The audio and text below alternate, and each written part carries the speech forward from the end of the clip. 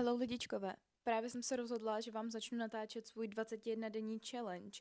Říká se, že potřebujete právě 21 dnů na to, abyste si vytvořili návyk. Já jsem teď bez práce a zkusím vám natočit, jaká je moje cesta. Mám velký problém s dodržováním návyků a s rutinama. Chtěla bych si 2krát denně dělat skincare, chtěla bych každý den pít svoje super greens a svůj kolagen. Já bych chtěla každý den 20 minut chodit venku na zdravotní procházce. Chtěla bych být v posteli maximálně do půlnoci, to nevím, jestli se mi povede, protože jsem noční sova. Chtěla bych si taky 20 minut denně číst. Každý den budu cvičit jogu a minimálně 20 minut hrát na klavír. Budu 20 minut denně meditovat a psát si svůj deník vděčnosti. Takže si každý den napíšu minimálně 5 věcí, za které jsem ten den vděčná. Poslední věc, budu každý den chodit minimálně na 20 minut běhat, i když teďka mrzne.